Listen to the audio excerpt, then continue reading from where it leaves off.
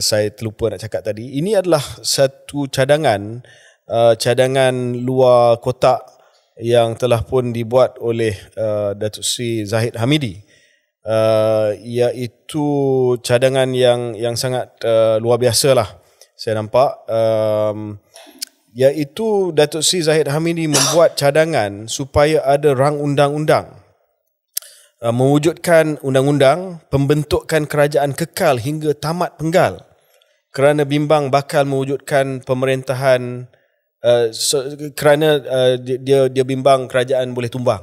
So Zahid Hamidi dia nak pastikan bahawa dalam keadaan strategic ambiguity ni dia terus menyokong Anwar PMX secara hebat dan dahsyat. Dia ke depan untuk cadangkan undang-undang supaya tak ada siapa yang boleh turunkan kerajaan ini.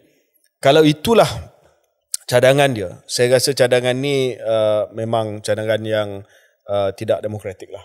Ya, dan saya rasa Hassan Karim pun telah keluarkan kenyataan, iaitu ahli parlimen PKR daripada Pasir Gudang, yang menyatakan bahawa ini bersifat diktator. Kalau ada keadaan di mana kerajaan ini sudah tidak ada keyakinan, mesti ada ruang untuk dicabar, dan cara untuk mencabar saya akan sentuh nantilah. Jika cadangan daripada Datuk Seri Zahid ini adalah cadangan seperti mana apa yang berlaku di United Kingdom satu ketika dahulu, mungkin kita boleh bincang perkara itu, Syaril. Dan mungkin Syaril tahu yang saya maksudkan ini adalah Fixed Term Parliament Act 2011 yang dibuat di United Kingdom, Cameron, di bawah Cameron. Dan saya nak ceritakan sikit apa yang dibuat oleh David Cameron. Selama ini di United Kingdom, dia macam Malaysia jugalah. Dalam tempoh 5 tahun itu, Perdana Menteri boleh minta supaya parlimen dibubarkan dan diadakan pilihan raya bila-bila waktu. Ya, dan bila dia dapat perkenan daripada Yang di-Pertuan Agong. So dia bagi kuasa kepada Perdana Menteri and the element of surprise lah. David Cameron dia datang dan dia menggubal dan telah meluluskan Fixed Term Parliament Act, di mana penggal parlimen itu telah ditetapkan dan pilihan raya dijadualkan secara automatik pada hari Khamis yang pertama pada bulan Mei setiap 5 tahun. Ya.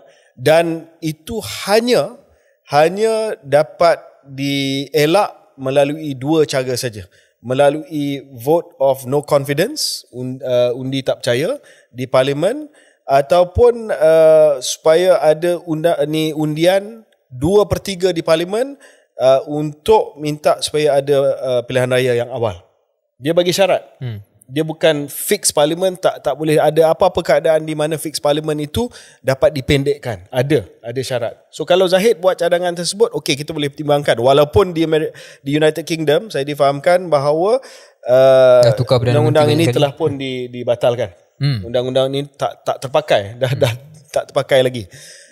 Tetapi Zahid tidak buat kenyataan tersebut. Zahid kata siapa yang menang pilihan raya, dalam kes ini PMX, dan dia tubuhkan kerajaan, dia tak boleh dikacau langsung sampai habis. Dia cakap macam tu ke dia strategic ambiguity juga? Dia tak sebutlah sama ada syarat-syarat tertentu macam di United Kingdom boleh ada undi tak percaya dan sebagainya. Jadi bagi saya, kalau nak buat fixed term parliament, dia kena buat macam UK dulu. Bagi syarat bahawa dalam keadaan di mana kalau ada undi tak percaya, parlimen itu boleh bubar. Ya, KJ, saya rasa bahawa kita pun tak pasti apa sebenarnya perincian cadangan Datuk Seri Zahid ni. Kita tahu mungkin caturan politiknya adalah untuk menjadi orang terkehadapan mempertahankan PMX. So that one is clear. 100%. But how tu is just maybe spark lah isu ni soal memberikan satu lagi buffer ataupun keselesaan.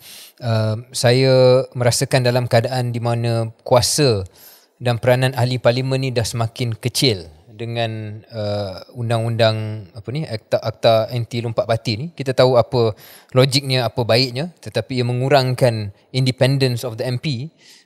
Dalam konteks itu, kalau tambah lagi satu undang-undang, kenalah pastikan ada cara untuk mencabar keabsahan mana-mana kerajaan, bukan kerajaan sekarang, perlu ada ruang. Kalau tidak, ini bukan demokrasi berparlimen dalam konteks yang kita faham selama ini.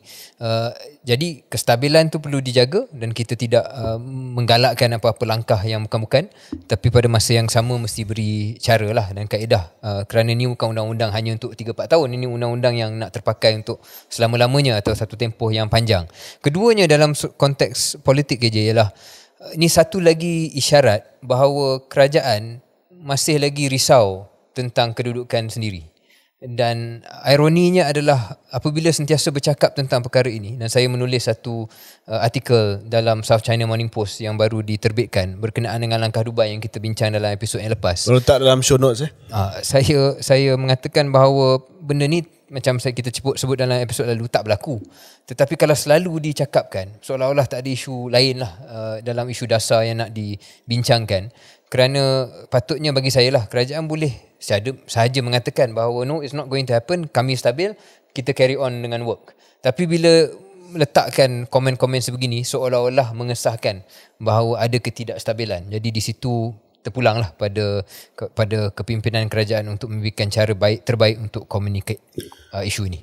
Kalau mereka nak buat fixed term parliament macam United Kingdom, dan saya rasa selepas Zahid buat kenyataan ni, ada kenyataan yang menyokong Zahid yang juga memberi penjelasan yang dikeluarkan oleh Dato' Azalina, Menteri Undang-Undang dan Parlimen.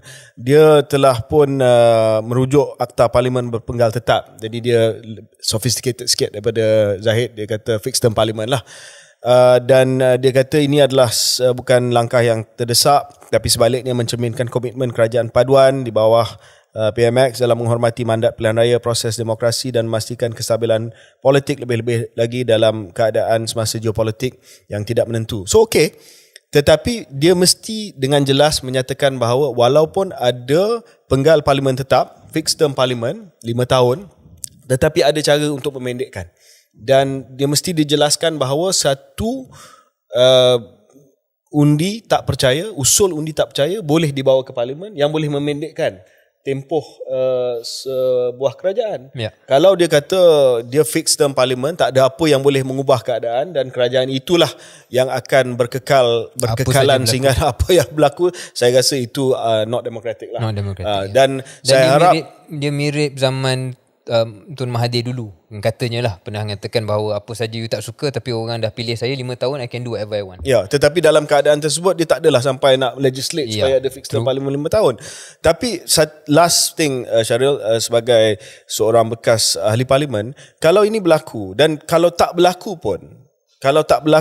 Akta Parlimen ataupun rang undang-undang penggal tetap fixed term parlimen, kita kena pastikan bahawa usaha untuk membawa usul undi tak percaya kepada seorang Perdana Menteri, dan ini bukan personal terhadap PMX, ini mana-mana Perdana Menteri, termasuklah kalau sekiranya Syaril jadi Perdana Menteri satu hari nanti dan saya nak bawa usul undi tak percaya, adalah sesuatu yang mudah. Ya, sebab sekarang ini kita tahu, sebagai ahli parlimen kita tahu, bekas ahli parlimen saya pun tahu, mungkin orang ramai tak tahu, kalau itu bukan urusan kerajaan, dia susah sangat untuk dibahas ataupun dibawa ke urusan parlimen.